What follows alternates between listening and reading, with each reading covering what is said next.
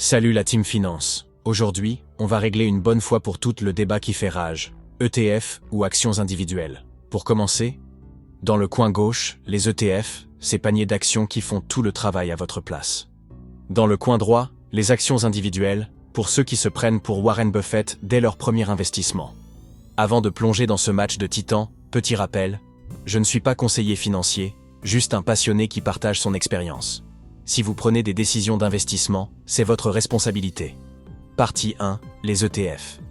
Commençons par les ETF, ces fameux fonds qui vous permettent d'investir dans des centaines d'entreprises en un seul clic.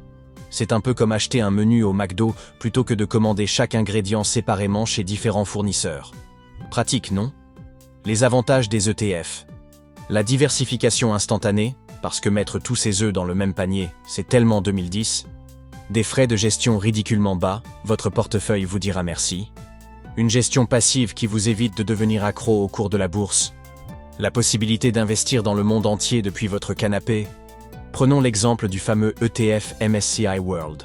C'est comme avoir un bout de Google, Apple, Microsoft et des centaines d'autres entreprises dans votre poche.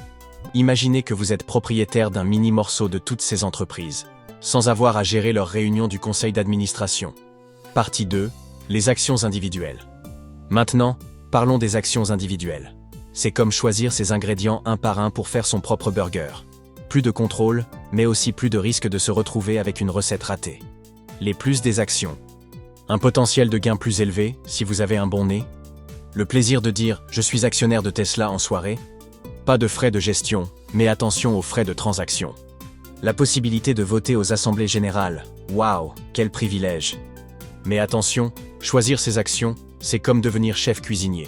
Ça demande du temps, de la passion et beaucoup d'apprentissage.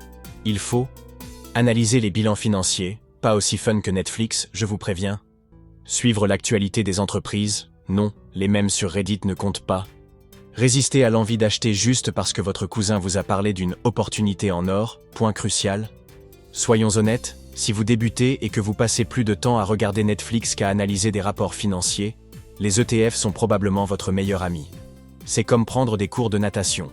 On ne commence pas par plonger dans l'océan, on débute dans la petite piscine. La solution hybride. La bonne nouvelle, vous n'êtes pas obligé de choisir. Beaucoup d'investisseurs commencent avec une base d'ETF, disons 80% de leur portefeuille, et s'amusent avec quelques actions individuelles sur les 20% restants. C'est comme avoir un régime équilibré la semaine et se faire plaisir le week-end. Si vous voulez approfondir le sujet et découvrir quelle option correspond le mieux à votre profil, j'ai rédigé un article complet qui détaille tout ça. Le lien est dans la description. N'oubliez pas de liker cette vidéo si elle vous a aidé, de vous abonner. Petit bonus, laissez-moi un commentaire avec votre choix. Team ETF ou Team Actions.